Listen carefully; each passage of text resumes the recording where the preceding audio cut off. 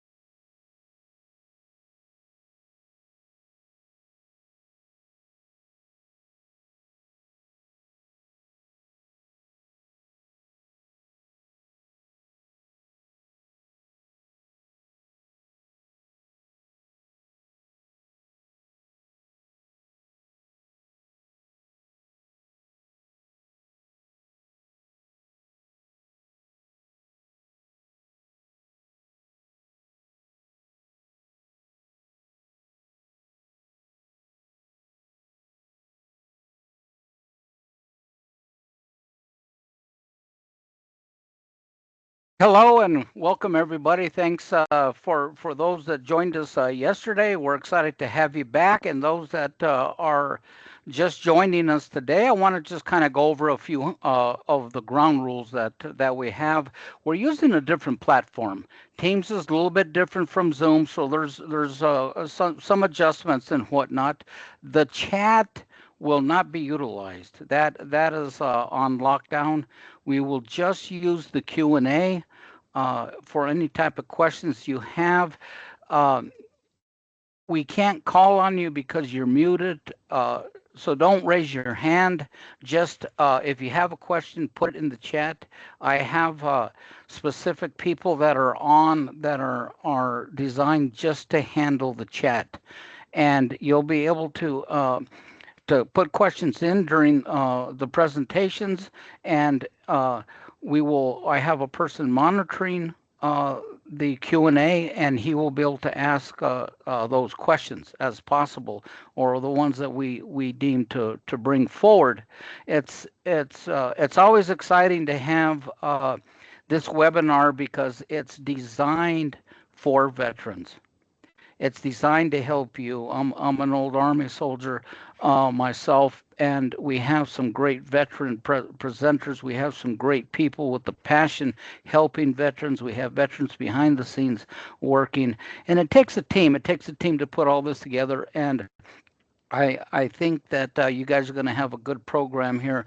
Just to recap, yesterday we talked about farm loans and what all it encompasses as far as experiences required, credit history, all of that. What are some of the loan limits, current interest rates, and then we went into the NRCS, National Resource and Conservation Service, and of course they did a tremendous job, great job on the programs that they offer and how they all intertwine. And now today we're going to go into two more key programs for beginning farmers and ranchers and specifically for veterans.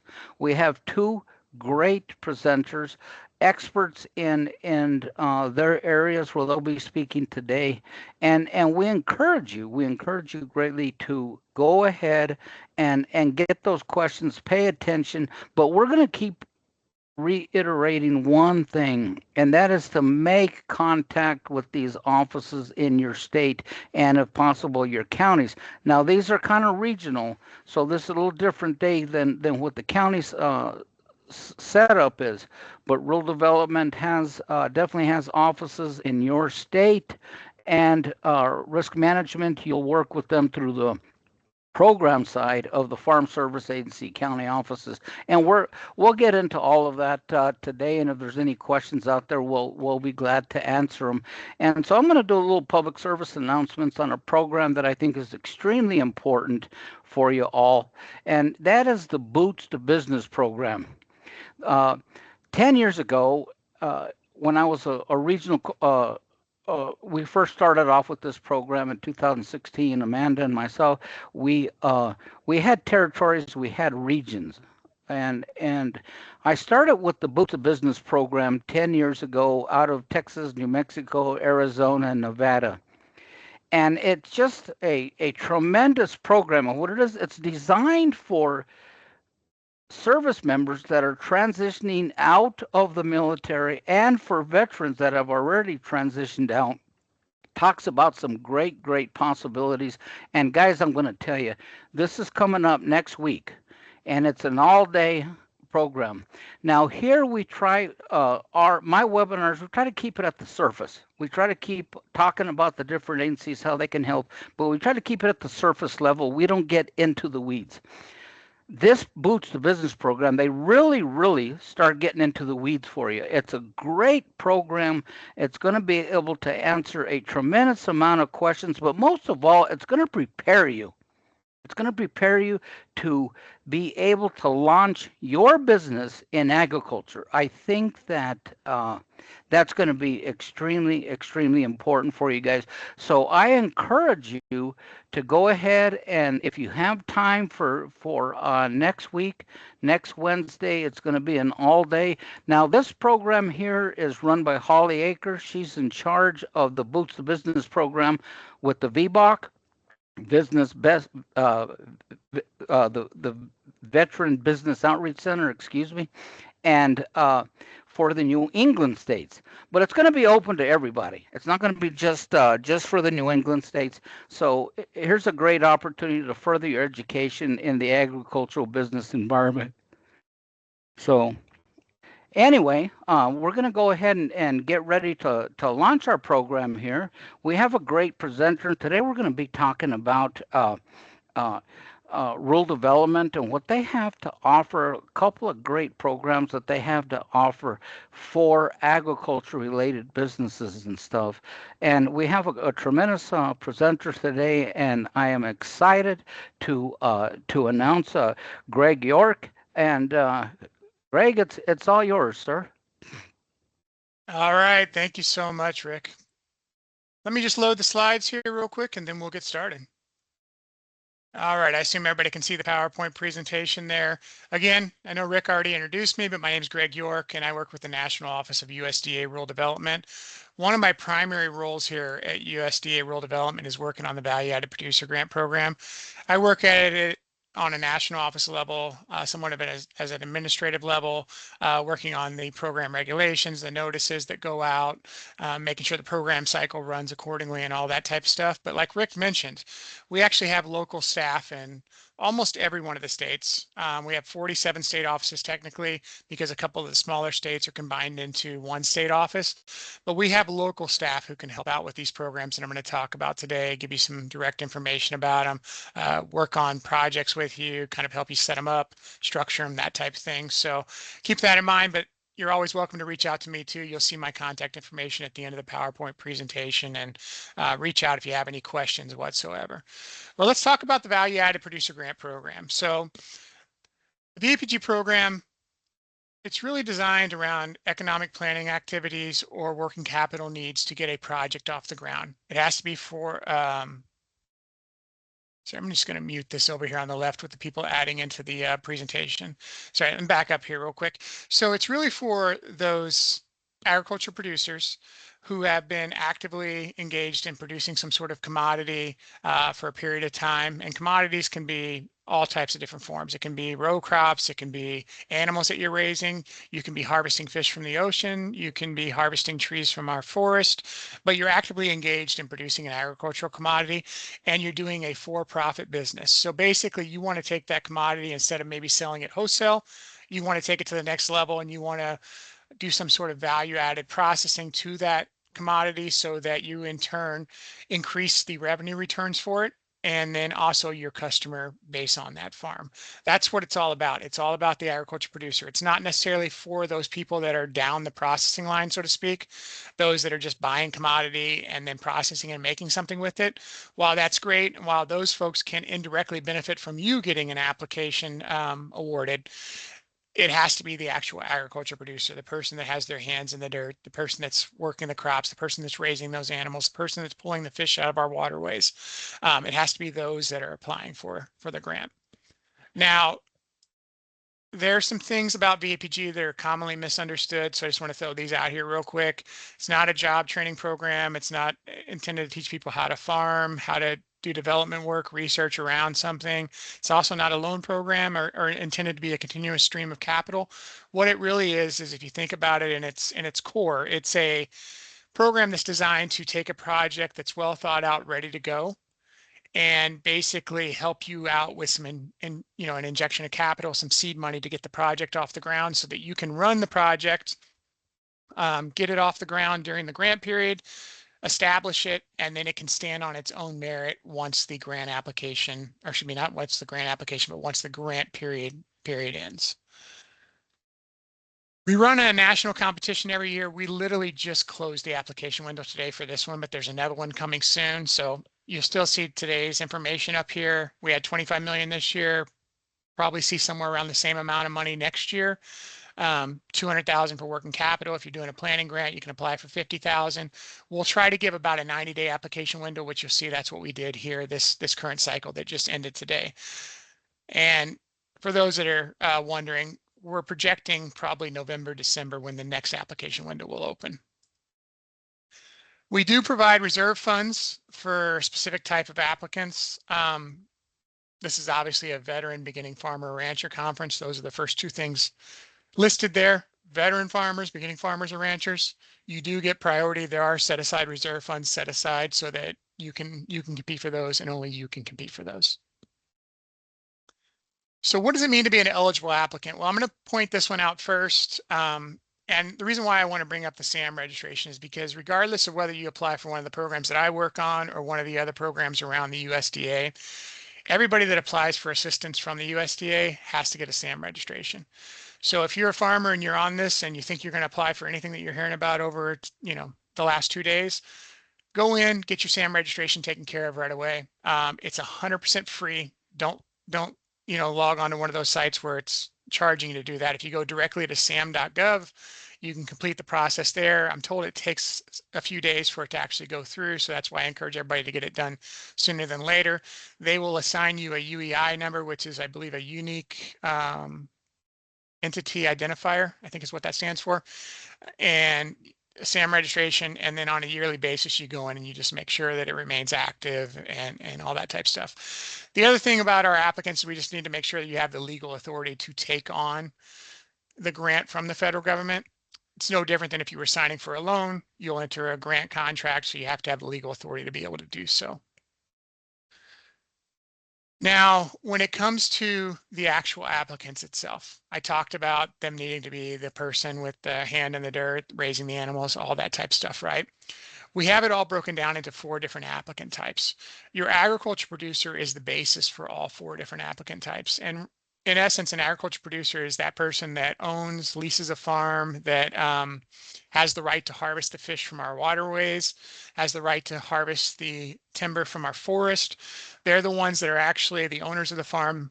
A lot of times it's family farms, might be generational family farms, but they are the ones that are raising the crops, raising the animals, harvesting the product.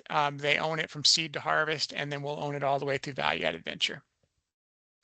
The other 3 applicant types you're seeing here, which are the agriculture producer group, the farmer rancher cooperative, and majority controlled producer-based business venture, are all eligible applicant types as well, but they all fall back to the agriculture producer. And what I mean by that is an agriculture producer group is typically a nonprofit that's formed by a group of agriculture producers who are going to do a joint project together. So in essence, it's the agriculture producers who make up the agriculture producer group, and therefore they're eligible for the program. Same thing with the farmer rancher cooperative. I happen to be in California. Down the street from me is Blue Diamond Almonds. Some of you might have seen some of their products on the shelves or around the stores. They've got a lot of them these days, but that's a 3,500, I believe, member almond producer cooperative. So again, that's 3,500 agriculture producers who make up a cooperative. That's why they're eligible.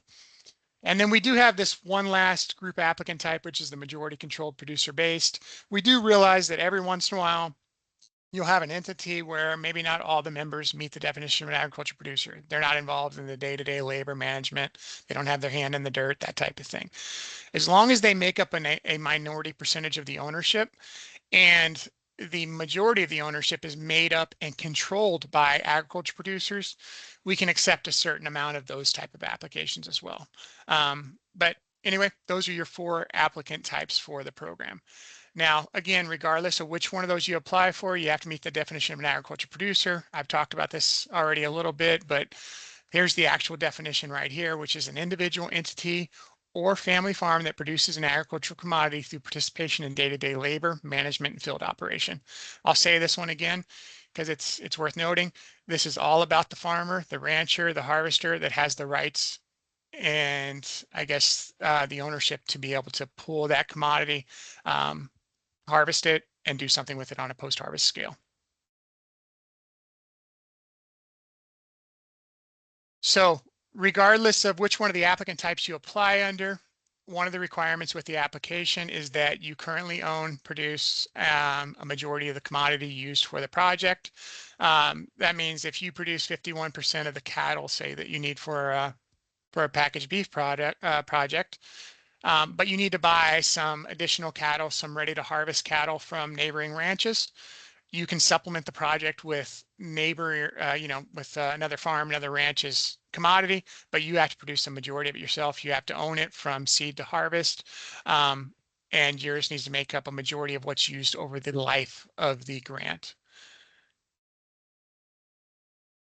Now, some things about ineligible applicants.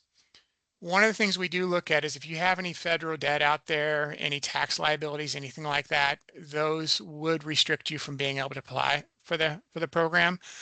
We do check this on our end, but whenever you apply for the application through our portal system, there are certifications that you'll certify to that you do not have any of these types of things, but we also check it on the back end. So if any of these do apply to you, once you have them resolved, then you can apply for the program. But during the period of time when one of these is affecting you, you would not be eligible for the program. All right, let's talk about projects themselves. So you have 2 different routes where you can apply.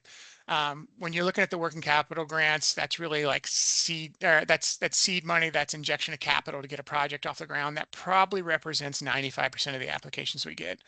What it really is, it's farmers, they know what they're producing, they know what they can make with it, they know where they're going to sell it, they know how they're going to sell it, they know what it's going to cost to do it, they know roughly what they can sell it for.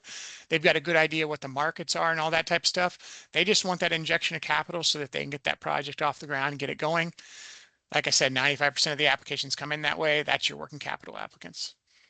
We also get some planning grant applicants, and planning grant applicants are great, especially if you have an idea, but maybe it's not 100% solidified. So you know what you're going to do, you know roughly how you're going to do it, but you're not really quite sure what the margins are. You're not really quite sure what the market is for this product. You think it's going to be successful, but you're just not 100% sure. Planning grant can be great because you can apply for that option and you can get a certain, certain things done like a feasibility study, a business plan associated with the project, and then really like basically hone in your ideas, your project, and have a third party look at it and say, you know what, based off of the project, there's some viability here. There's a likelihood of success. These are what the markets look like, all that type of stuff, so that you go into a project later on for maybe working capital with all that evidence, all that information behind you so that you can be successful going forward. So never want to shy away from the planning grants. We don't get as many of those as we do working capital, but they can be hugely beneficial, especially if your idea isn't 100% solidified just yet. Now, in order for that commodity that you're producing to qualify as a value-added product, it has to meet one of these 5 methodologies. The first and foremost is the simplest to describe, and we always use this simple example, which is you take some fruits and you make some jam or jelly. You take some apples from the tree, you make some apple cider, you make some applesauce. You're changing the physical state of the commodity, therefore, and making something with it, therefore it qualifies as a value-added project. Folks aren't always going to make something though with their commodity. Sometimes they just produce a commodity in a manner that increases the value of it. Good example of that could be organic, maybe grass-fed, free-range, vegetarian-fed, something that increases the value of that commodity, right? If you're doing that and you're going to sell maybe organic apples and you're going to sell them to grocers, to maybe retail locations, at a farm stand, at a farmer's market, wherever it may be, and you're going to market them as an organic apple, that qualifies under the produced in a manner. Physical segregation, I'll mention this one just briefly. It's not really used that often. It was put into place really to kind of account for some of the Midwestern type projects around GMO versus non-GMO. We always use the corn example. So if you're keeping your product both during the growing phase for the corn, the GMO and the non-GMO separated, and then through harvest as well, you can apply under that physical segregation. We do some farm or ranch-based renewable energy projects.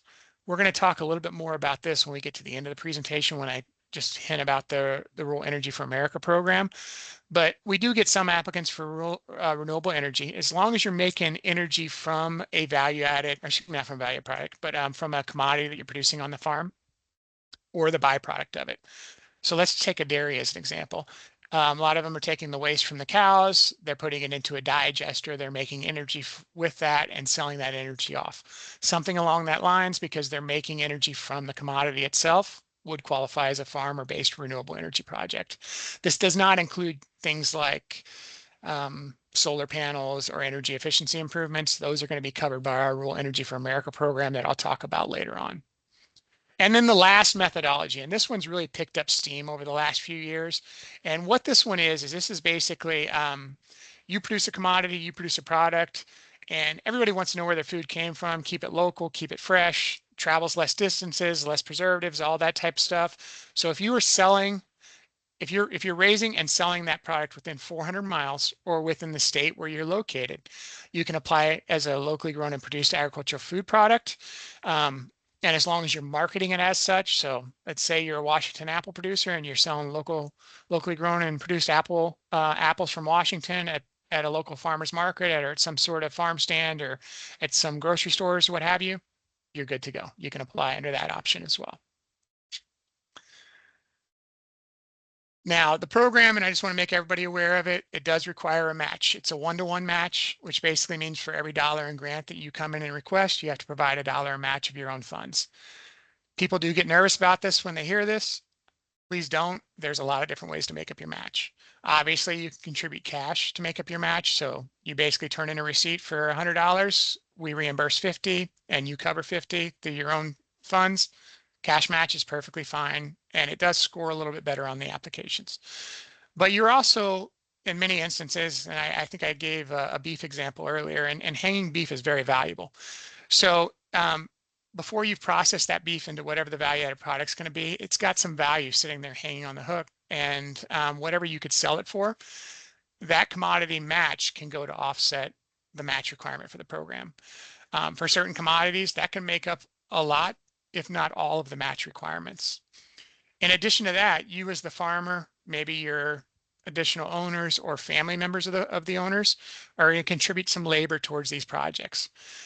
Your donated labor towards the project, valued appropriately, can go to offset match as well. These are probably 3 of the most common forms of match. There's also some third-party in-kind matches, which we won't go into today, but the short of it is here, and I want to just reemphasize, it does not need to be cash necessarily. There's a lot of ways to make up match other than just contributing $1-to-$1 cash match. Some of the things about the match, though, is it has to be spent equally to the match, so 1-to-1, like I said, and it needs to be spent in advance of the grant fund. So we're only going to reimburse you based on the same level as your match. So if you've got, as I gave it as an example earlier, $100 receipt, we'd reimburse you $50 for that $100 eligible receipt. And at the same pace. So basically, as you're spending money, we will never advance the money ahead of it. And then anything that we're going to reimburse you for needs to be from a, clear of a real apparent conflict of interest. Anything related to maybe paying family members, paying somebody closely related to the project to process things like that, it's going to create a conflict of interest. We're going to take a look for anything like that and try to avoid it when we award these grants. All right, so everybody always wants to know this. What can I do with the grant funds? Because this is really what it comes down to. I already talked about this one, but if you're applying for the planning grant, you can really only do three things. You can pay the qualified consultant to develop a feasibility study, business plan, and or a marketing plan for your project. They can do any one of these, they can do all of them or any combination of them, but these are the three things that can be done with a planning grant.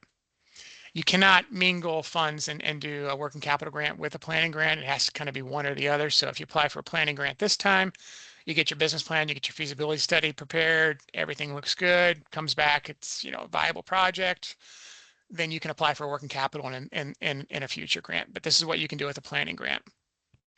Now, working capital grants are much more extensive. Working capital grants can pay for any expenses directly related to the processing and or marketing of the value-added commodity. So you harvest that fruit that we gave the example for before. You've got those apples, they're sitting there in the bins, they're sitting there in the buckets, whatever it is on the farm floor.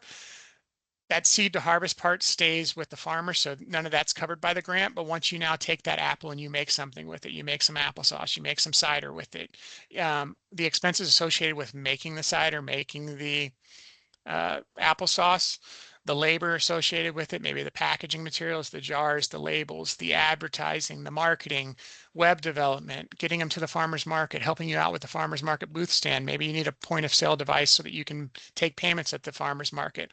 All those things that are associated with the post-harvest are potentially eligible, as long as they're not specifically called out as ineligible in our regulations. And some of the things that we cannot do with our program is we're a true working capital grant.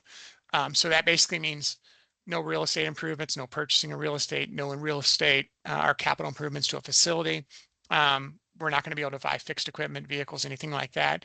We're just going to be able to help out with true working capital needs, such as payroll, packaging, labels, some small scale equipment items that are standalone and not permanently installed in the facility might be okay, but I'd ask you to run those by us before you put them in your work plan and budget. Talked about some of these, but you can kind of read down them. And while you're reading down these, I'm just going to give you, I copied these examples from some applications from this last year. Here's some examples of what people have paid for successfully with the grant. So I've got processing labor, commercial kitchen rental. So we can't build you a commercial kitchen, but if you've got to rent space in a commercial kitchen so that you can process your commodity and make something with it, perfectly fine since you're renting it. Some of you are going to use a co-packer. That contracted co-packer expense is eligible as long as there's not a conflict of interest there, like we talked about before. So as long as your family member doesn't own that co-packing business and it's a true third party that you're contracting with, good to go. Packaging is huge with this grant. So that can be all kinds of different things, from jars to packages, to plastic packaging, to I can't think what it's called now, but when you vacuum wrap it, all those types of things, to include the labels, the advertising, everything that goes on those packages for sale. If you've got a rent time in a cold storage facility or in a storage facility in general, as long as it's not your facility and you're truly renting it, good to go. All kinds of advertising expenses are eligible with this program. Very common these days that people are using social media, your Facebook, Google ads, Instagram, I think is a big one these days, but some people still use the old school print ads. They'll use billboards, they use those types of things. All that's eligible.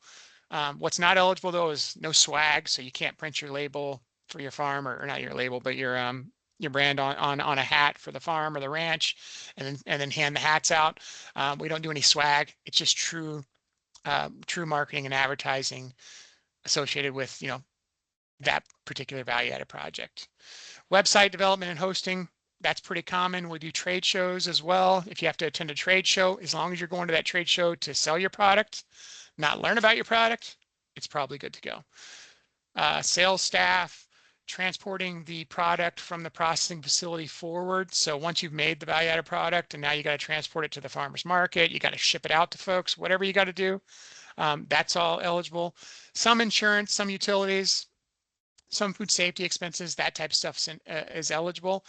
Equipment, buying a vehicle, all that's not eligible. But if you think about it like this, so we've had folks, they want to buy a delivery truck. We can't buy a delivery truck, but if you want to go rent a Ryder truck, enterprise truck, one of those commercial trucks you see, even if it's for a year or two long during the grant, that's eligible. We just can't buy one for you.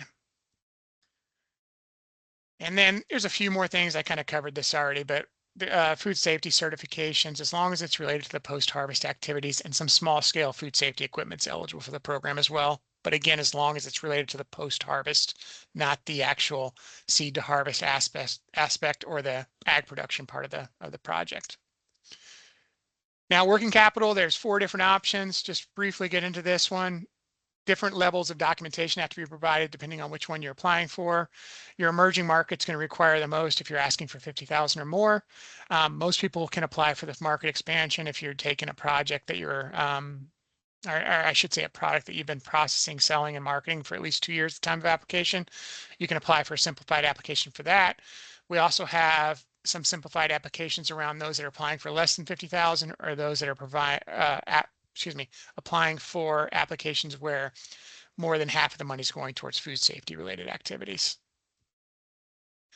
Now, applying for the application is pretty simple. We have a grant application portal. This is just our 2nd year of using it. We closed it out this morning.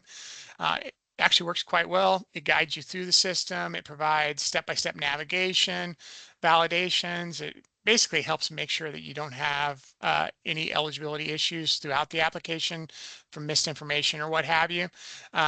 So it's great. It does require an e-authentication in order to get in. So you want to make sure that when you first log in, you have your driver's license, everything there ready to go. You go through the portal, it'll guide you through that e-authentication. And then once you go in every other time after that, you'll just jump right into the application.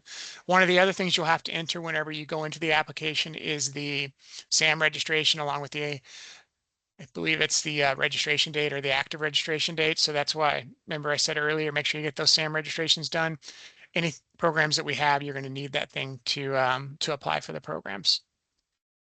And then I talked about the authentication already. If you have any trouble with that, we have assistance and things out there, but as you go through the system, it will guide you step by step how to create your level 2 authentication. And that is in essence just verifying you are who you say you are. It does a driver's license validation where you start the process on your computer. It then sends it over to your phone where you take a picture of your driver's license, recognizes you, then sends you back to the computer to complete the process. And then from that point forward, you're all set and ready to go. One of the things we created in the portal too is we know a lot of people are nervous about doing the applications themselves. I will tell you that because of the portal and the way it navigates through the system and it checks things for you and it provides examples, it provides help throughout. I think most people can do the application themselves, but some still want to hire a grant writer. If you want to hire a grant writer, we've built into the system where you can add either representatives from your farm or a contracted grant writer, technical assistance provider, collaborator, something like that on the application. They can be added and they can work on the application with you. One of the things we do restrict with these systems though is who submits the final application. That will be restricted to the actual applicant themselves. And if you have any trouble with the system when you're in there, there's on our website, there's a user guide for it. So everything's there, but then you also have staff in one of our 47 state offices that can assist with questions as well. Now, these applications, the way it works is it's really 2 phases. When you submit the application, we take a look at it internally and it's done on the state office level. We take a look at it for eligibility. We basically make sure that the application passes all the eligibility requirements, and those that pass the eligibility requirements then move on to a merit evaluation section where they're scored. Details are everything with these applications. The more details, the better. Basically, you want to deliver an application that shows a likelihood of success, it's viable, and that it's, there's a chance of it succeeding both during the grant period and then beyond.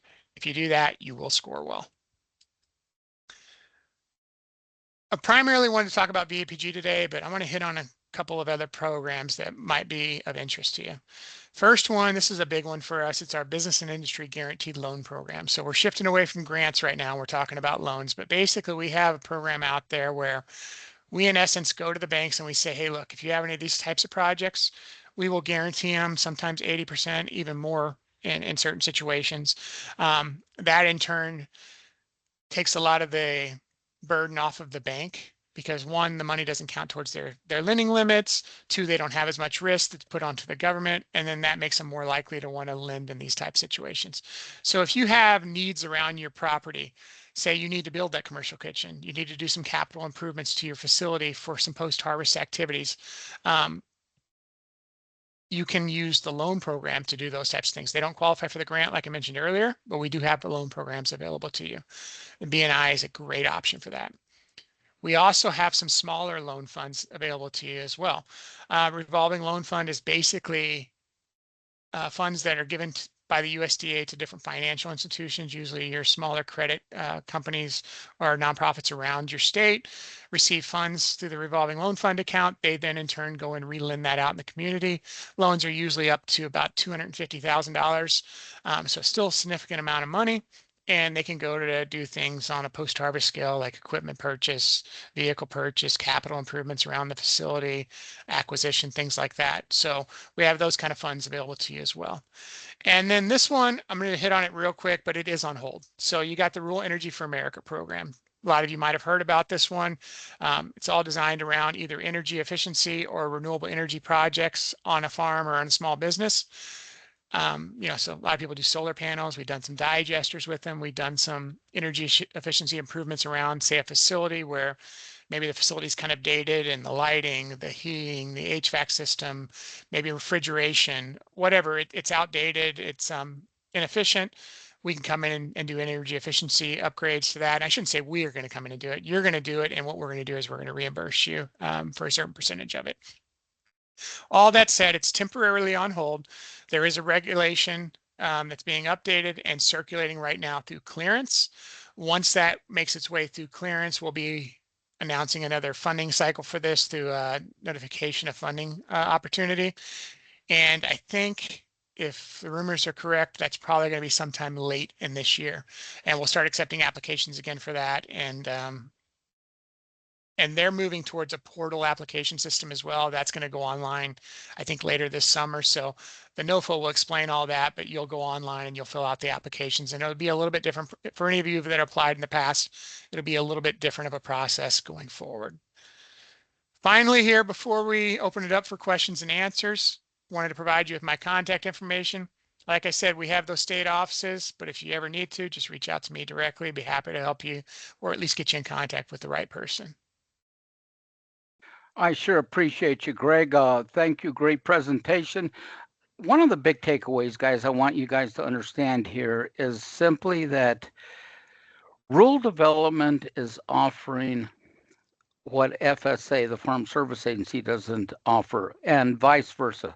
It's a way of, if you have a different need other than putting seed in the ground or corn in your cattle's belly to fatten them up, they're offering you programs and they're offering you assistance that FSA is not able to do it. So it's important that you learn about both sides of the house so you can receive any type of assistance that may be out there. And the value added producer grant is a very, very competitive. It's very, very popular, but don't hold yourself short, folks. Don't hold yourself short simply because you're a veteran. You may qualify for that extra veteran points, and that's going to make a critical difference. Right before I turn this over though to Michael for Q&A, there is one question out there. Do we have access to yesterday's webinar? And you will basically once today is done, it gets sent to external affairs. Then they have to dissect and take everything out that Rick said that wasn't probably proper and massage it a little bit. And then you guys will get a link emailed to you, and you guys will be able to review both days as well. So, Michael, do you have any questions for Greg? Yeah, we have a couple questions for Greg. First one here is, can you log on now and start a grant application and then submit the grant window opening in November and December of 26? If no, is there a grant template available so someone could get started on the data that will be required?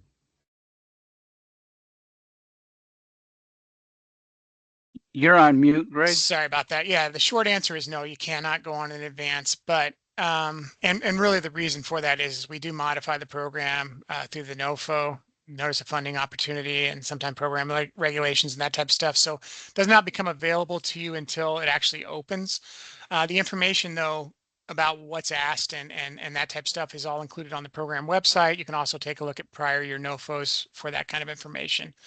But that said, you can go in and create your pathway into the grant application portal, get your e-authentication and all that set up along with your SAM registration in advance. And I'd encourage you to do that so that whenever the NOFO does publish, you'll be ready to go. You'll have your SAM registration ready. You'll have your access to the portal ready. You can log right in, start completing your application, getting it done. I mentioned earlier that we just closed the application window at 1 p.m. Eastern today. Shocking, how this always works this way, but a lot of applicants at the very last second finishing things up. I always recommend, being ready to go when the gates open and start putting your stuff in right away. Thank you. We appreciate it. Go ahead, Michael. You had another question? Yep. We have a couple of questions when it comes to the value added product program. There was a question if wood is available from the farm converting to biochar, and if that would qualify, and also if the harvesting, butchering, and packaging of meat products from specifically cows, pigs, and sheep would qualify. Gotcha. Yeah. So let's talk about the wood first. So the wood has to be related to the harvest. So what I mean by that is picking up, wood from the forest floor, that type of stuff, or from somebody else's harvest, that's not going to be eligible. But if you have the legal right to harvest timber, say from forest lands or from your own land, and you're using either the byproduct from that harvest or from the harvest itself, so the actual wood itself, or the, I think they call it the slash, and you're making the biochar with that, then yes. If you're just picking up the wood, that becomes problematic. And really the reason is if you're getting contract or leasing rights to forest land to go harvest wood, you're basically considered a harvester. But if you're doing it on your own land, we're going to want to see a forestry management plan. So we're going to want to basically see that it's sustainable, that this isn't just a short-term thing where you're harvesting some of the excess wood that's laying on the floor of your forest right now, or your woods right now, but you're actually harvesting wood, and you're going to be able to do that on a sustainable basis going into the future. Related to the cattle, we do a lot of cattle projects. Basically, once you load that cattle onto the truck and you're ready to ship it off or drive it over to the processing facility, the processing forward, that's eligible for the program. We do a lot of projects around that. Some folks are selling directly to customers, either at farmers markets, through websites. Some are doing the dry ice, shipping it out. Some are selling to different grocers, facilities around their areas, all kinds of things around packaged beef. And even a lot of, I should say, byproducts around packaged beef. Tallow has been a big one as of late, where people are taking, the byproduct of the processing of the animals and making something with that. Very common with VAPG to not necessarily take just the actual agricultural commodity you're harvesting, but the byproduct and doing something with it. Thank you, Greg. I appreciate that. Michael, do you have anything else out there? Nope, that's all we have, Rick. Okay, there is one more question that I'll go ahead and answer it. And Greg, you correct me if I'm wrong, but I'm pretty sure I got this one at least. It says is the UEI number or like the SAM number, are they different from the farm number? And they're two distinctly different programs or two different numbers that you get. One of them is to get you into the NRCS FSA system so that you're eligible for those programs. The SAMs and whatnot have more to do with the IRS, having to do with incorporating and whatnot. So yes, they're two distinctly different programs that you're going to have to look in. And for the Value Added Producer Grant, you need to apply for those. And like Greg mentioned earlier today, get a jump. Get on that website, see what the requirements are going to be, so that way when Greg is able to open up the program, you guys are able to get a big start into it, and there'll be a lot of questions out there, guys, but we want you to be prepared and be ready. Greg, do you have anything to add to that? The only thing I would add to your SAM comment is that the SAM and UEI, it's all one and the same. So when you do your SAM registration, the UEI is automatically assigned, so you don't have to go do something else. So that's just one step, and then the farm number, I believe, is another step. So it's not too many steps, but yeah, Rick's right. I mean, that SAM registration basically tells us you are who you say you are to some extent, validates you, and then it's how we track for the anything debarment or anything like that on the back end. So it's something the federal government does require. Thank you. I appreciate it. Any more questions out there? Michael, we'll give you the last call on that. No, just some questions on when the slide deck will be posted again. That's okay. So basically, what's going to happen there is that we will put it all together, put the whole program together there, and then we have to send it to our external affairs division. It takes about 2 weeks for them to go through it, process it, make sure everything is copacetic, and then it'll be ready for published on the YouTube. And you all who are registered will get a copy of you'll get a copy of the link to go ahead and get on and review it, and then the whole recording will be there, so you'll be able to view it all in its entirety. So I know I got a couple of emails with the same thing, but it's going to be a couple of weeks, guys. It's going to be a couple of weeks out before you get that email on it. So just we ask that you just be patient with us on that. So, Greg, we just want to thank you for bringing this great information on there. I do know that the VAPG has great interest every single year. Beginning farmers, veterans, I'm always getting emails, inquiries about it. It sure is great to have you on here and give an overview of what to expect on it. So, thank you very much. We appreciate you. And folks, we're going to go ahead and take about a 10, 12-minute break, and then we'll come on back on for our last session. Okay? Guys, we can't recognize you raising your hand. You're going to have to put a question in the Q&A. Whatever the question may be, we'll try to get it addressed there. So yeah, thank you. I appreciate it. So guys, let's go ahead and take a break, and we'll be back here in about 10, 15 minutes. Okay? I'll call you back. Thank you.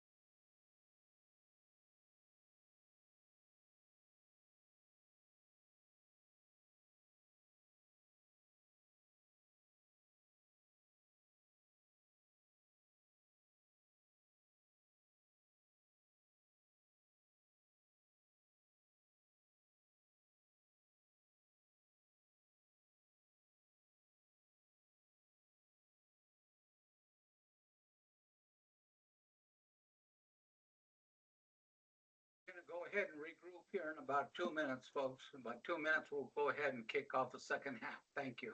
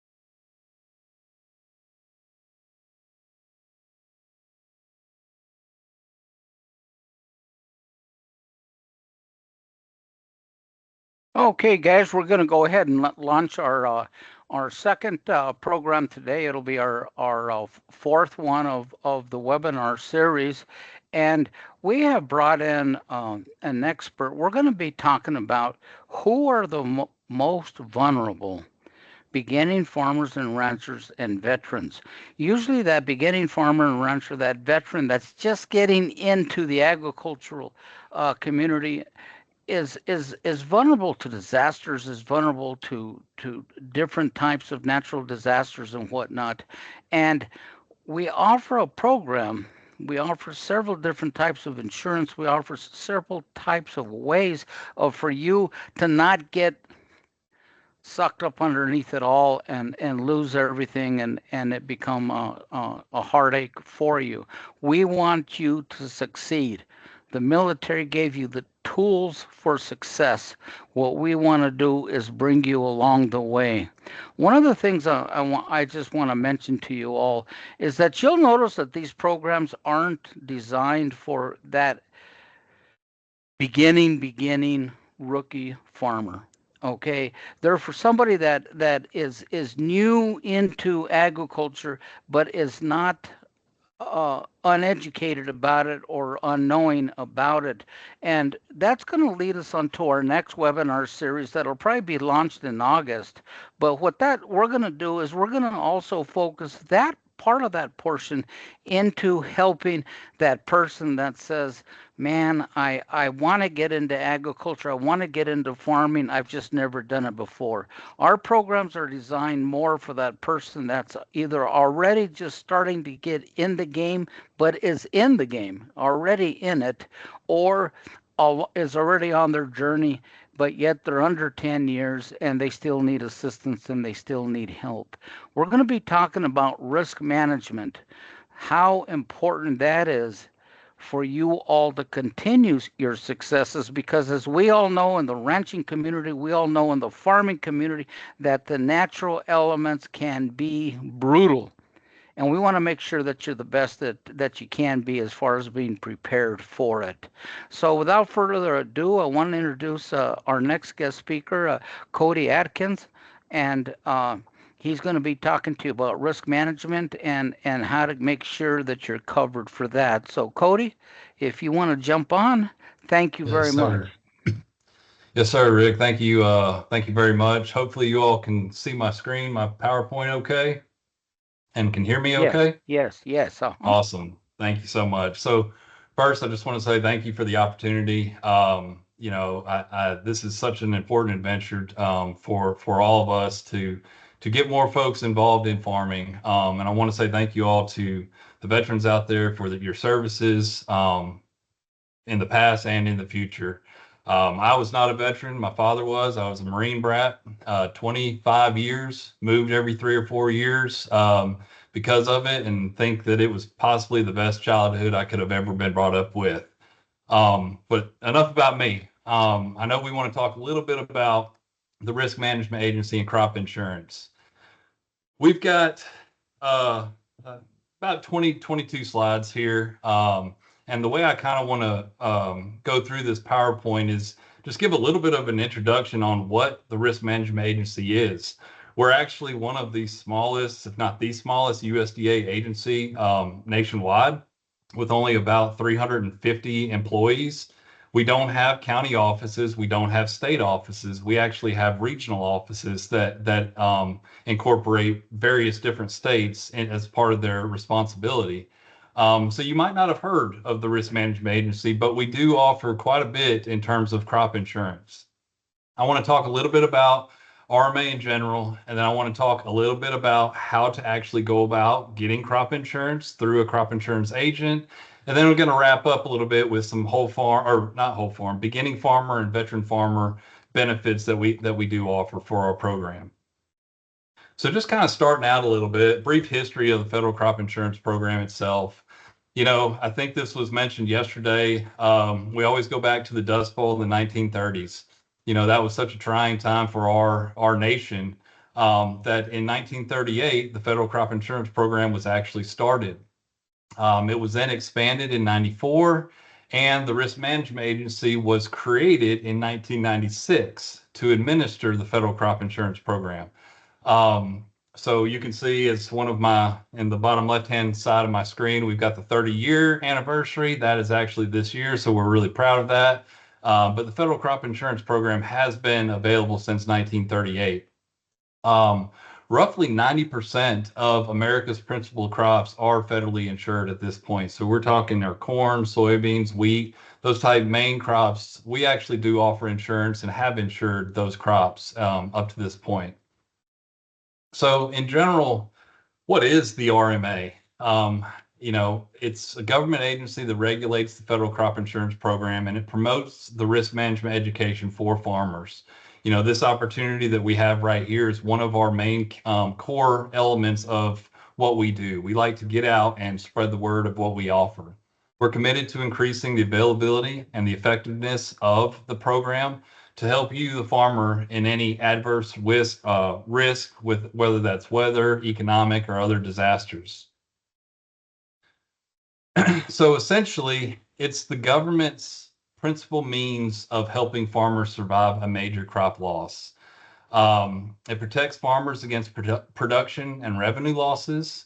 And then when not paying on losses, it actually can enable farmers to get loans approved through whatever programs it might be. A lot of banks do require farmers to have crop insurance to warrant getting that loan. And then finally, you know, like any insurance organization, one of the three main words that we always hear is it's a financial safety net. But it actually is. I've got a slide here in a little bit that kind of gives a very rudimentary example of that, but it does serve as a financial safety net. So essentially, and I don't have a slide for this, so I'm just going to kind of talk about how the federal crop insurance is laid out and the agreement between the farmer and the producer. It's essentially a yearly agreement between the farmer and an insurance company, what we call our approved insurance provider. It renews automatically, unless either side cancels it, and I'll talk about cancellation dates here in a little bit.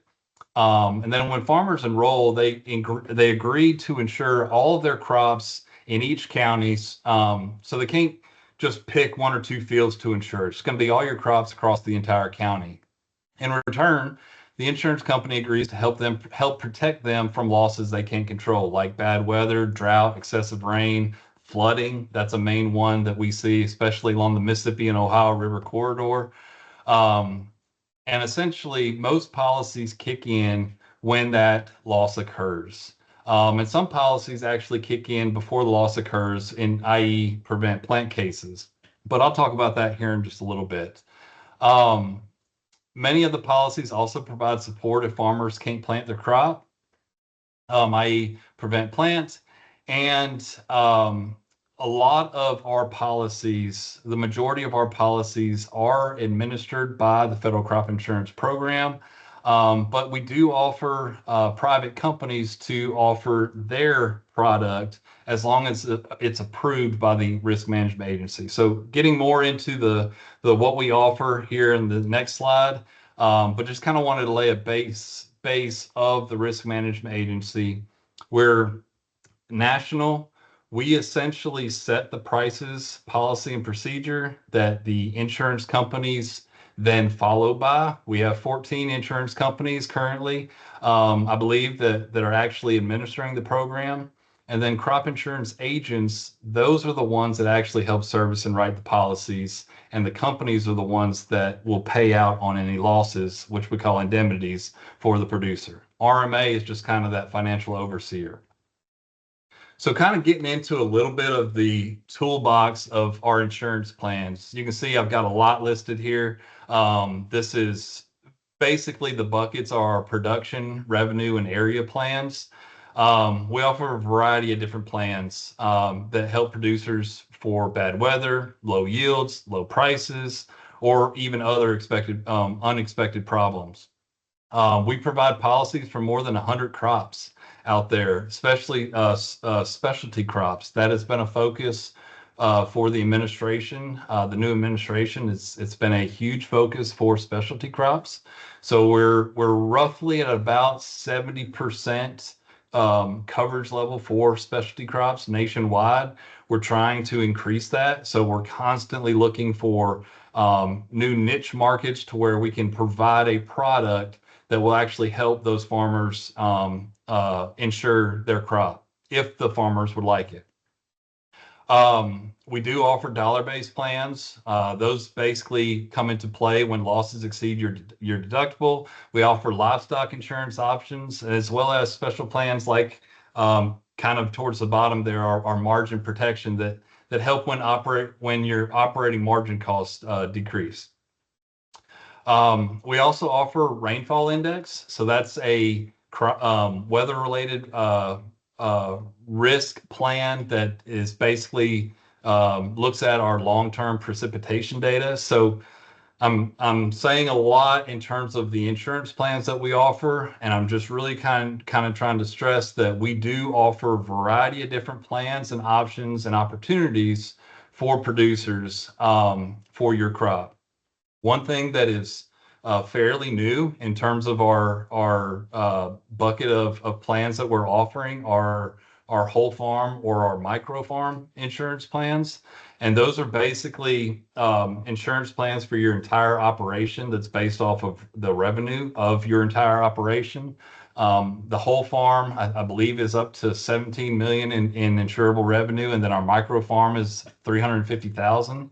We've seen some producers utilize this plan and have really found some benefits of those two options. But again, just really wanted to stress the vast availability of options and plans that we provide out there.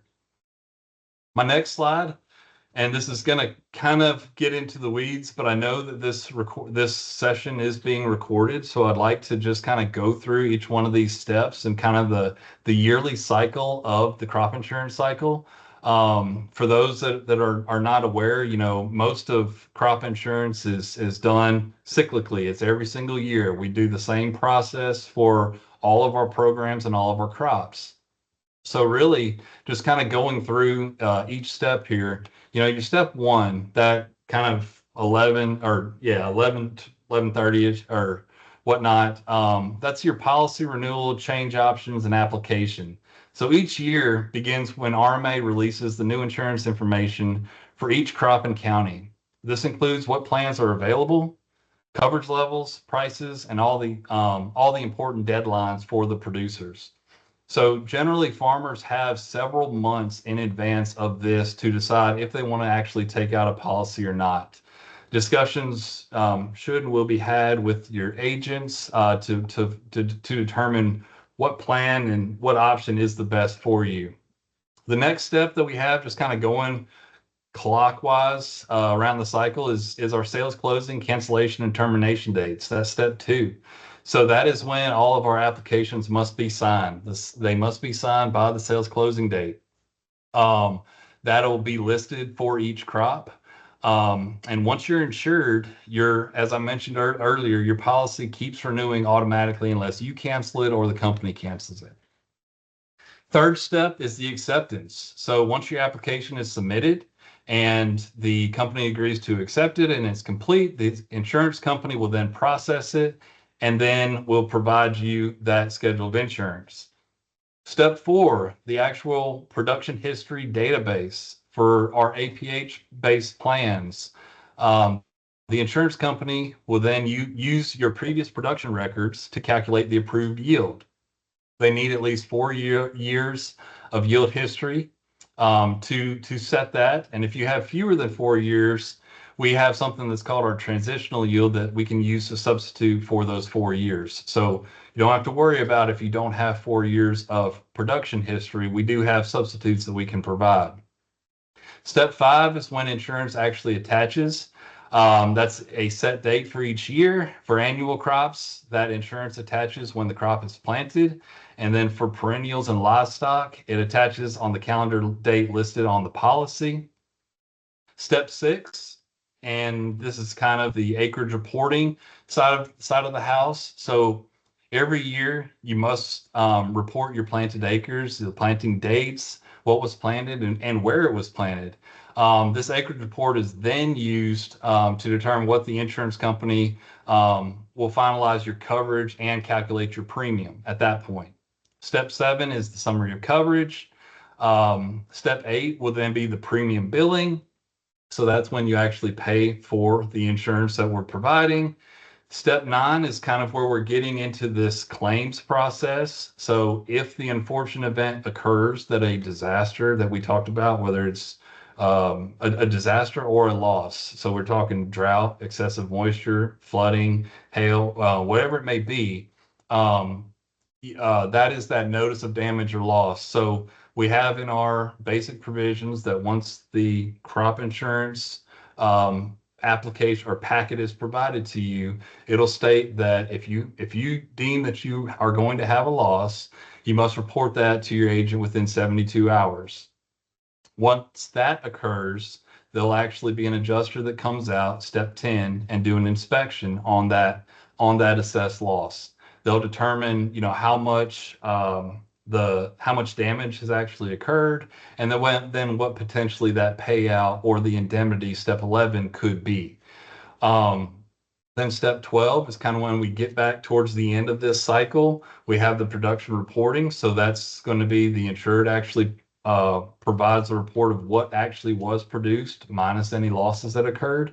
And then step 13 is that contract change date. So that's the period of time where we then incorporate anything that's occurred over the past year, countywide or statewide or whatever it may be, for that insurance plan, adjust our policies or procedures or metrics, and then you decide whether you'd like to maintain that policy or not. So kind of going to my next slide, I know I was a little bit long-winded on the crop insurance cycle, but I just wanted to touch base on each one of those steps if you all weren't familiar with it. But I kind of alluded to the responsibilities of the parties earlier, but just wanted to kind of lay this out a little bit. So RMA, as I mentioned, we developed the policy, the terms, and the rate and the prices for all the products. We collect the data from producers or university extension or producer grower groups, whatever it may be. And then we serve as that reinsurer, the oversight for insurance companies. We also compensate insurance companies because we want to provide the companies the financial means to pay if there are losses for our crop insurance programs. The insurance companies themselves, they're the ones that actually manage the agents and then issue the policies. They also will write out any claims. So they manage the adjusters, the crop insurance adjusters. They also do quality control, and then they also assume some of the risk of the plan itself.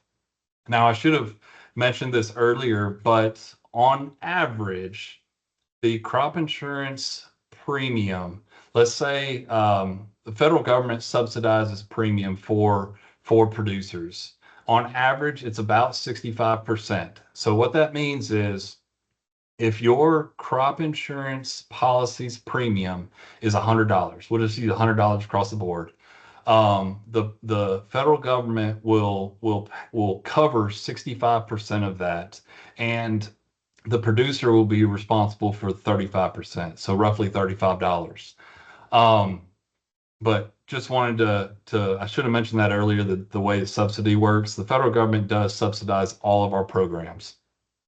But going back to this slide a little bit, the crop insurance agent, this is really the face of the program. This is going to be the person that you work with the most, that's going to analyze all of your records, what's your farm report, what you intend to plant, what you basically want to do. You're going to have those conversations and those discussions with your crop insurance agent. They're the ones that actually work with the companies and sell the policies. They're the ones that explain the insurance plans to the producers, to the farmers.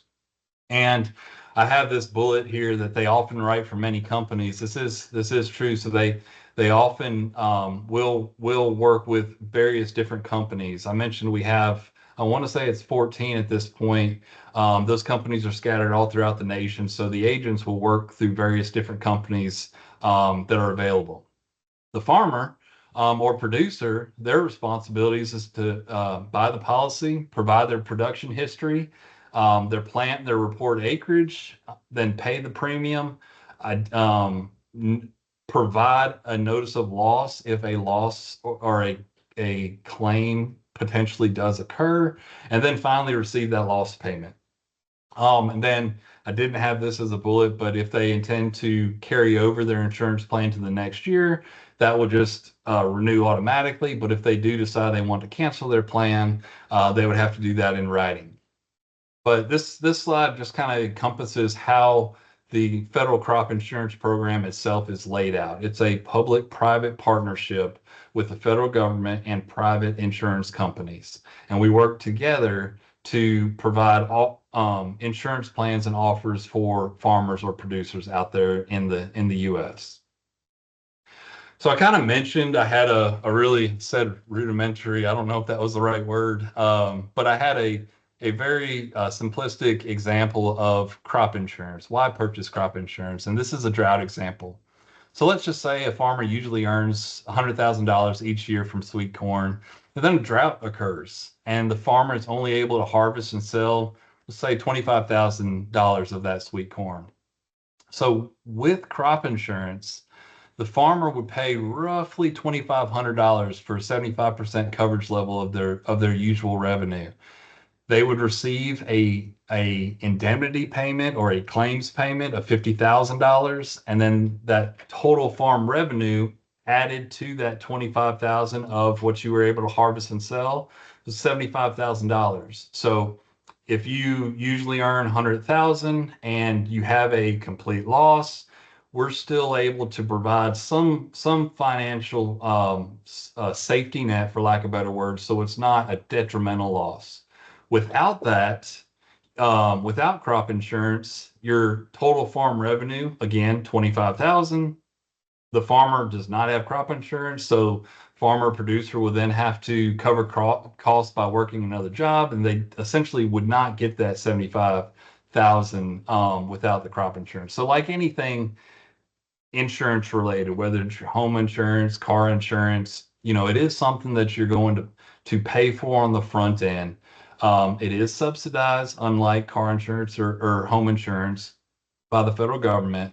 But it's something that you hope you never need it. But if you ever do experience a cause of loss, you'll be glad that you have it. So now I want to talk a little bit about how do you go about getting crop insurance. Gave a little bit of an overview of just RMA in general and the different plans that we have available in the cycle, but how do you actually get insurance? First thing, and this is something that I would stress to anybody is you're going to be reaching out to a crop insurance agent. On our homepage, and my next slide, I've actually got a screenshot of the crop insurance agent locator tool. And we've got a link here that these slides will be provided out, but we've got this tool to where you can actually go in, put your city or state, your address, your zip code, whatever it may be, and a list of crop insurance agents located in your area will pop up. One caveat with this, we always like to mention that consider asking other farmers to recommend an agent because it's all about relationships. I think Rick has touched base on this at several of the other webinars this week, but a lot of farming, ag-related things are about relationships, and you want to feel comfortable with your crop insurance agent. You want to make sure that your crop insurance agent is providing you good information, answering all your questions, and all of that starts with conversation. Step two is work with that agent to learn about the policy, quote the price, and then purchase the policy. I also have a link here, and I've got a couple links scattered throughout my next few slides that are just helpful sites for learning more about different programs that we offer. This link was the link to our public site for the USDA Risk Management Agency. So I mentioned this was a screenshot of just kind of how that agent locator tool works. The top link is that agent locator tool. I've actually got a QR code as well for those that would like to just do it right now from your phone. You can just scan that code and it will take you right to this link. But you can kind of see it might be a little bit small on your end, but there are a variety of different metrics that you can filter out to determine the best agent for you. So what you'll need to participate, and we talked a little bit about this earlier, and I know it's been mentioned on the 3 previous sessions that we've had this week, but records, cannot iterate that enough. Records needed depend on the type of the insurance policy, and coverage is often based on the yields of revenue, and records provide proof of your yields and revenue. So that is something that any records that you have would be something that you would want to provide to your crop insurance agent to determine best options, best crop insurance plans for you to participate in. Deadlines, and mentioned this in insurance cycle slide, but each policy has its own sales closing date. So that's the last day that you can actually purchase insurance. Those dates generally are a few months before the growing season, so just be mindful of that. And if you can, try to start the process at least a year in advance, talking with an actual crop insurance agent to just kind of get all your ducks in a row and all your records together that are required for these insurance plans. I have some examples here, and I don't know where we've got registrants across the nation, but just in general, corn policy in Atkin County, Minnesota has a sales closing date of March 15th. A great policy for Alameda County, California has a sales closing date of January 31st. On our website, the Risk Management Agency website, we actually have something called our Actuarial Information Browser that lists all of these dates and all these deadlines out there for crop or by crop, by county. That you can actually go in there and look at yourself. But again, a crop insurance agent would be able to let you know what these dates are. Some other tips, and I kind of mentioned to these a little bit, but again, find a crop insurance agent that you like.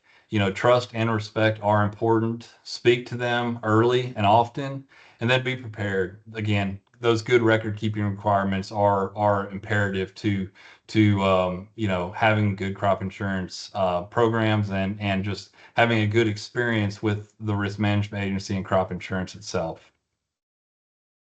some helpful resources to get you started. And I want to say these are on the farmers.gov, the same site that this registration for these sessions were on. But if not, they're also on the RMA website as well. But we've got our policyholder bill of rights and then a beginner's guide to crop insurance, that the beginner's guide to crop insurance is about 4 or 5 pages, but it does a really good job of laying out the different things that I've kind of laid out in this slide deck. And it goes into a little bit more detail about some other things. So I would definitely take a moment to just kind of look through that if you're interested. So kind of wrap up a little bit, I want to talk just a little bit about beginning farmer and ranchers and then veteran farmer and ranchers. So our primary goal of the Beginning Farmer and Rancher program is to help beginning farmers successfully enter into farming and ranching by providing support for the education, mentoring, and technical assistant projects that give beginning farmer and ranchers the knowledge, skills, and tools that they need to get ahead with their ag corporation or business. And then with veteran farmer ranchers, the program is the same, but essentially we're looking at helping veterans looking to return home and start farming or start producing success, and just kind of, we want to help as much as we can for those folks that are returning back and really want to get started in ag. I mentioned this earlier, that one of the risk management agency's primary core functions is actually providing risk management education. And I know we're having these sessions right now, but throughout each given year, our regional office, the way we're structured, we actually go out and provide outreach events, whether that's to grower groups or to farm bureaus, whatever it may be. We try to get out to beginning farmer and rancher or veteran farmer and rancher events. Just last year, we actually attended 83 total events nationwide, and we reached roughly 45,000 producers in this beginning farmer, veteran farmer, rancher arena. So we're really trying to get out and just provide this information to basically say, hey, here's what we offer. If you would like to utilize it, please feel free. It's definitely not mandatory, but we do want to be a tool of assistance for those that are out there. Now, my next couple of slides, and I don't want to read this out to you all because it's a lot of just verbiage, but essentially a beginning farmer rancher is, an individual who's not actively operated and manage a farm with insurable interest in crop or livestock for the last 10 years. And then we got some caveats within the last 10 years. Same with the veteran farmer rancher. We have our definition in terms of risk management agency, but a veteran farmer rancher is not operated a farm or ranch, has operated a farm or ranch for not more than 5 years, or is a veteran who has first obtained status as a veteran during the most recent 5-year period, even if that veteran has previously operated a farm or ranch for more than 5 years. So I just wanted to be mindful of that caveat there. And then some of the benefits of being a beginning farmer or rancher or veteran farmer and rancher, and this is a lot of information, a lot of words on this slide, but essentially, we do offer some of the bullet points with this administrative fee exemption. So for our CAT coverage, beginning farmer ranchers, veteran farmer ranchers would be exempt from that administrative fee. We do offer additional 10 percentage point premium subsidy allowance for beginning farmer rancher, veteran farmer ranchers. And then we can, this third bullet point for VFRs, we can utilize a substituted yield for those yield adjustments. And I know this is getting into the weeds, but if producers do not have previous yield history, we can utilize a replacement of that for a previous producer's history for beginning farmer rancher, veteran farmer ranchers. And then BFRs, this is actually something that was new just last year with the One Big Beautiful Bill, but They will receive an additional 10 percentage points of premium subsidy for the buyout policies that we offer. And you can kind of see that layout here. The first and second year total of 15 percentage points, third, fourth, and fifth. I'm not going to read that, but it is an increase of allowability for producers that we've had from previous, and that was just implemented last year.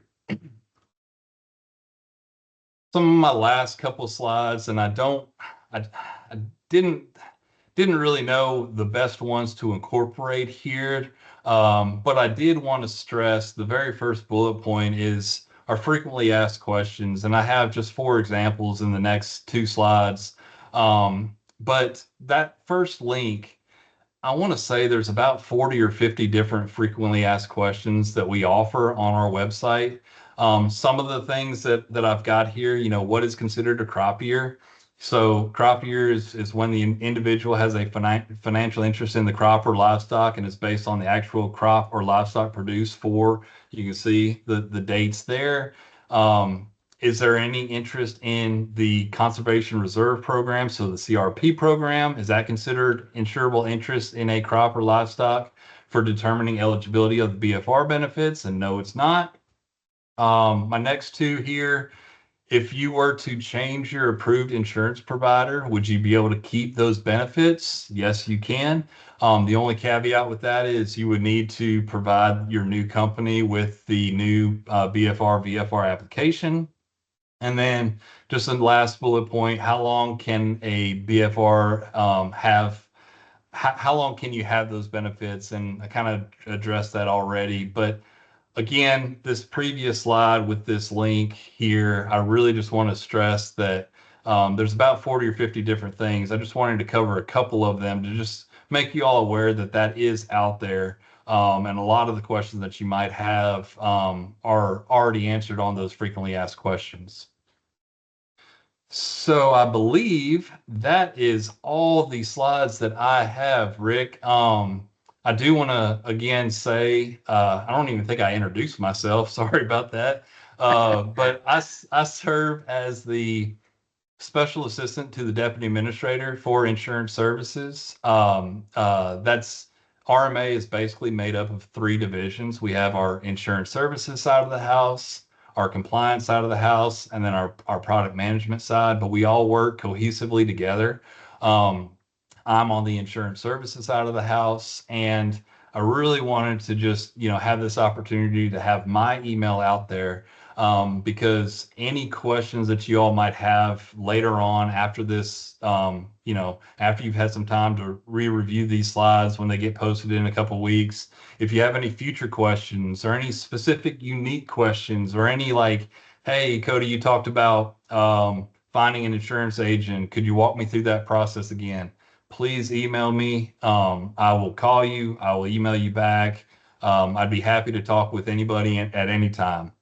But with that, Rick, I think I've got 30 minutes left. So be happy to answer any questions that I might be able to answer. Okay, great. And Cody, thank you so much. It's a great presentation. I'm so grateful for you. One of the things, guys, I want to mention to you, though, if you notice the definition of a veteran, they went with 5 years, where some agencies go with 10 years since you've been out. Huge benefit though they give for veterans. You can either buy up or the discounts or whatnot at 10 to 15%. That's huge. Those are huge savings for you for exclusively veterans. I want you all to understand that. Michael, do you have any questions, sir? Yeah, we had a couple questions come in. First up, is there insurance for greenhouses or high tunnels? Currently, we do not have insurance for greenhouse or high tunnels, to my knowledge. Yeah, we do offer, like I mentioned, our whole farm, our micro farm policies that we have. Those are all your total farm revenue protection. So we do offer that, but I know greenhouses and high tunnels have been discussed here in the last couple years. So I think, I need to verify that, Michael, but that's a good question. Thank you, Okay, Cody. Michael? thank you. Yep, there's another one here. We have a first-time farmer that's just starting to build out his farm and wonders if there is any insurance policy from RMA that for individuals coming out to help and volunteer on the property to get ready for farming. For instance, if someone gets hurt on the property while working the property, is that something that RMA does? Like, if an individual, a worker on the property actually gets hurt, do we provide insurance for that? Is that the question? Yes, that was the Yeah. main gist of the question. No, it would more just be for the commodity itself, the crop. Okay, That thank you. one of the questions that's out there, and it's not so much directed towards RMA, but I want to stress to you all, if you're a beginning farmer, if you're a veteran beginning farmer and rancher, this is the insurance that you're going to need. You don't want to go drive that car down the road without insurance, especially if it's a brand new car, especially if you just got it washed and you put new tires on it and then you're driving it down the road, you have no insurance, and that could put you in a bad bind. An example is if you're with the Farm Service Agency and you go out and get a beginning farmer loan, okay, a micro loan, and you're in it for $50,000. You put that seed in the ground, you got your tractor filled up with diesel, and you're ready to rock and roll. And those pumpkins are just looking just right, and you just need to wait about 1 or 2 more weeks of that orange tint to start coming on a little bit more, and all of a sudden you have a hailstorm. Hailstorm just comes out and in 15 minutes blows that crop right out. You're going to really wish you had that insurance, guys, because it may not make you whole, but it may be able to make that payment that you have out with that microloan for the Farm Service Agency. It may be enough to be able to provide you with seed for that next year so you're ready to go again.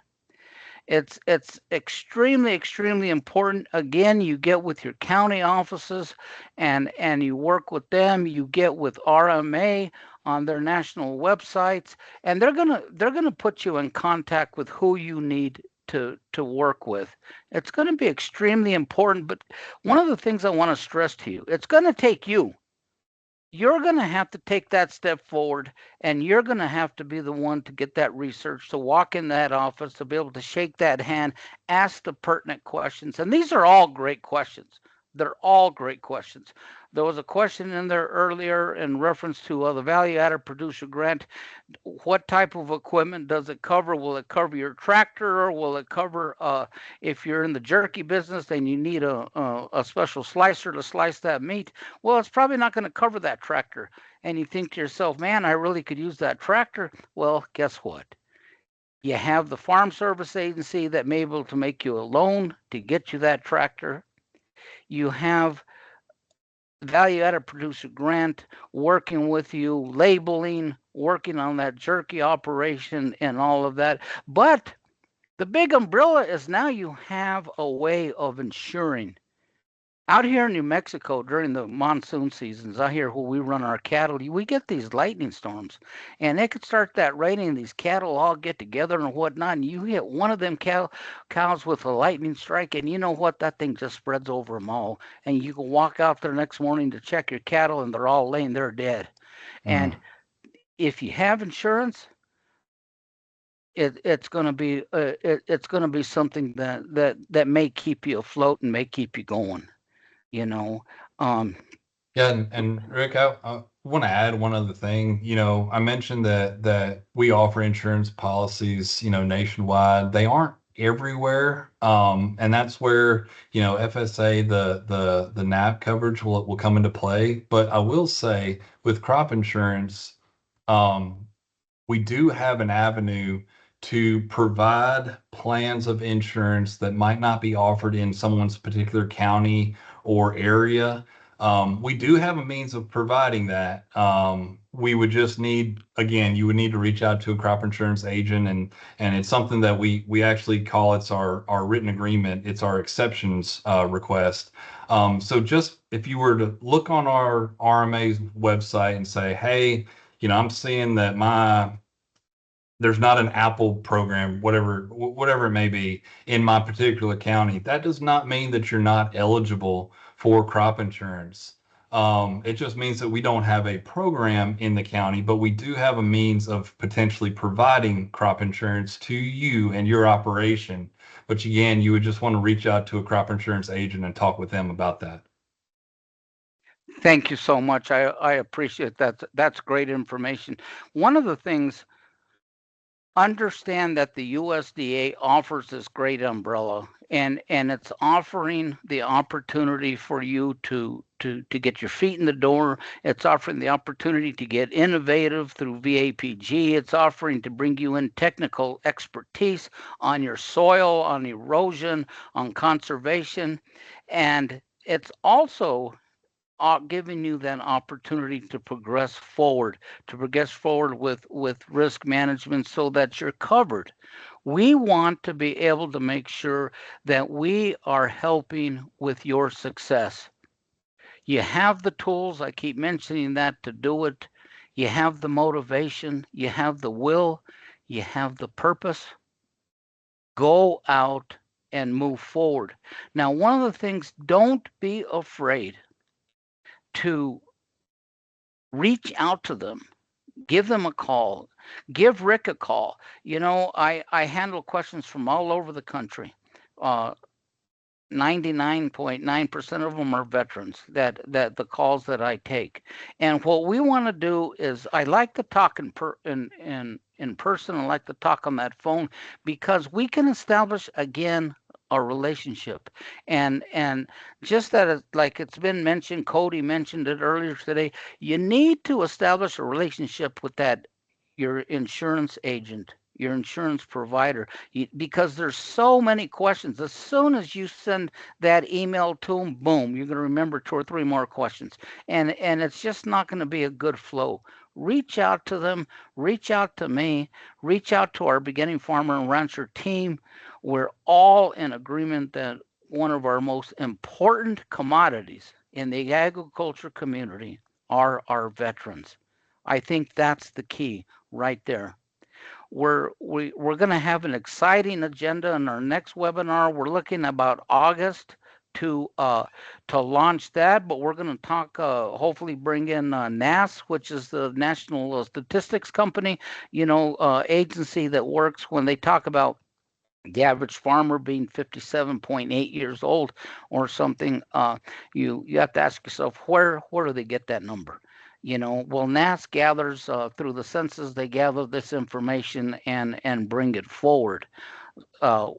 They're always great wealth of information on that. We're looking at bringing in the extension services.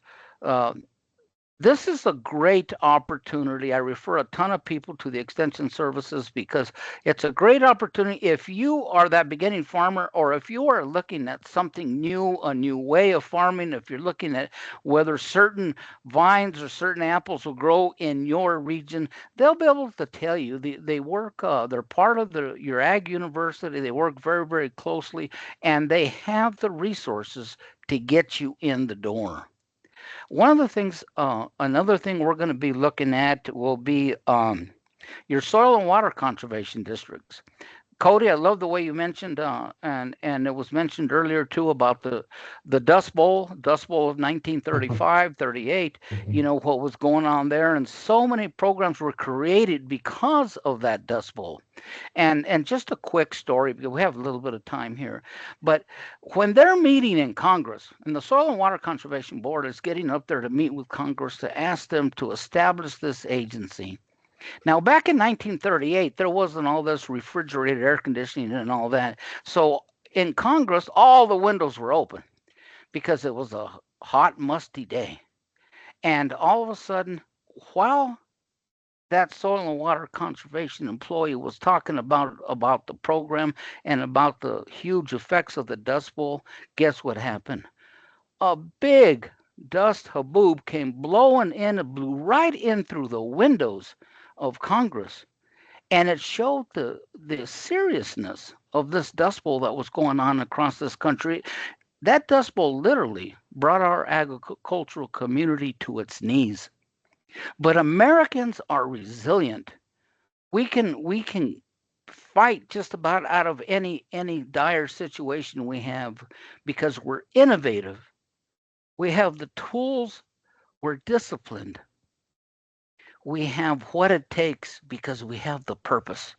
That's exactly who you are, each and every one of them. I want to thank you guys for coming on board here today. I want to thank you for taking the time. Just remember, we are here for you. Michael, do you have a comment? Did you have something you want to bring in? Yeah, we had two late questions come in here for Cody. Are Vietnam era veterans eligible for insurance benefits? Yes, yes. As long as they meet those requirements of a veteran farmer rancher, they would be eligible. Okay, and the last question is, are there any differences in coverage for regenerative, organic, or natural farming? Differences in coverages? No, not necessarily. Coverage levels are generally the same across the board, but the requirements and documentation of those types can vary, and that's really something that a discussion with an agent would really be able to say, hey, here's where these differences are for your operation specifically. It's so broad, but in general speaking, the coverage levels are all the same, but there might be some nuances that pertain to your specific operation that you would want to talk with an agent about, that just what's best for your operation. Okay, thank you. Okay, guys. With that all being said, Cody, I can't thank you enough. It was one of our best presentations, especially from RMA that we've had, and we're grateful to have you. All the presenters, thank you all so much. People working behind the scenes, remarkable job. There's just no way this would ever get launched without you. We have so many people, though, that are veterans on this call, spouses of veterans, parents of veterans, kids of veterans that are on so that they can help their veteran uh, kin basically move forward. Guys, we're here for you. That's our job. That's what they pay Rick Lopez to do is to go out there and help you all. I may not be able to answer the specific question you may have, but I sure as hell am going to be able to tell you where you need to go. Okay, Darwin, we can't bring you on. You're locked on mute. That's just one of the things of the way the process is. But in closing, I want to tell you that you can reach out to me at all lowercase richard.lopez at USDA.gov, and we'll see what we can't do. Thank you all for coming on board. We appreciate you, and we look forward to seeing you again on our next webinar. Have a great day.